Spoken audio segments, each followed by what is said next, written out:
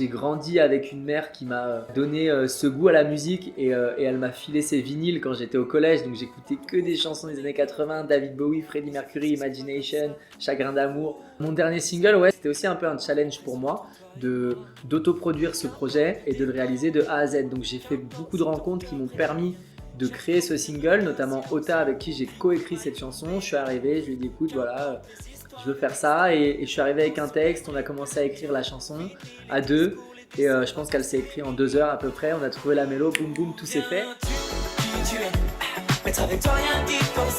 Rétro et tendance, élégant et extravagant, ça ce sont, on va dire que c'est les 4 mots qui définissent ma direction artistique. Et ensuite j'ai bossé avec Jérémy Chaperon, ancien de la Star Academy 7. À la sortie de l'émission, je l'ai recontacté parce que franchement, il y a eu un bon feeling. Donc, je lui ai dit écoute, moi, mon projet, c'est de faire revenir la funk en France.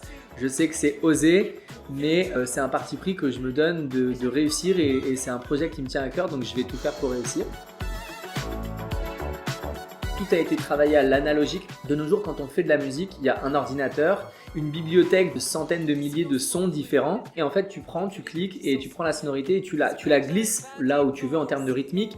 Et c'est comme ça qu'en général, on crée un son. Nous, là, l'ordinateur, il est juste là pour record et toutes nos rythmiques, nos mélodies ont été faits avec des synthés des années 80 et des grosses boîtes à rythme des années 80. Donc tout ce qui est snare, kick et hat, c'est tout fait avec des grosses machines, fait à la main.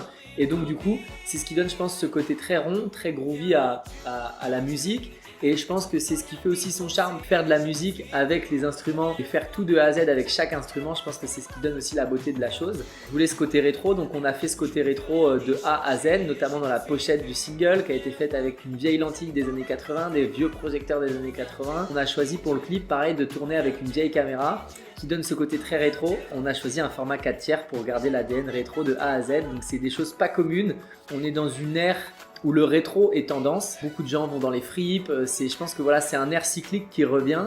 Et en termes de musique, je pense que ça fait 10-15 ans où on tourne un peu en rond en termes de mélodie, en termes de musicalité. Dans la pop, c'est beaucoup de choses qui se ressemblent. Et je pense qu'il faut réussir à ramener un nouvel air musical. Juliette Armanet, Clara Luciani le font très bien avec le disco qui revient. Et moi, j'ai pris le parti de revenir avec de la funk.